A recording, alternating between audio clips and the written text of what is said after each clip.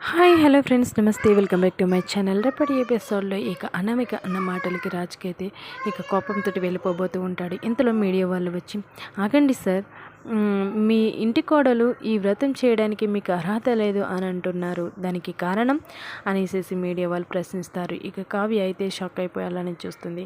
ఇక అపర్ణ కూడా షాక్ అయ్యి వీళ్ళకి ఈ విషయాలన్నీ ఎలా తెలుస్తున్నాయా అనేసి ఆలోచనలో పడతారు. ఇక రుద్రాని రాహుల్ అయితే ఎంచక్క హ్యాపీగా ఫీల్ అవుతూ ఉంటారు, బెలే అడుగుతున్నారు అనేసి. ఇంతలో మీడియా వాళ్ళు మళ్ళీ అంటారు, మీరు ఆఫీస్ బాధ్యతల నుంచి కూడా తప్పుకున్నట్టు తెలుస్తుంది, దానికి కారణం అనేసి అంటారు. రాజు అయితే ఏ సమాధానం చెప్పకుండా అట్లానే ఉండిపోతాడు. ఈ బిడ్డ మీ భార్య కావ్యకు పుట్టిన బిడ్డ కాదంట కదా, మీకు వేరే వాళ్ళతో అక్రమ సంబంధం ఉందంట కదా అనేసి మీడియా వాళ్ళు అడుగుతున్న ప్రశ్నలకి రాజు అయితే ఏం చెప్పలేక భయభ్రాంతులతోటి అలాగే ఉండిపోతాడు. ఇక కావ్య అయితే షాక్లో అలానే ఉండిపోతూ ఉంటుంది. ఫ్రెండ్స్, ఈ వీడియో కనుక నచ్చినట్లు లైక్ చేయండి, సబ్స్క్రైబ్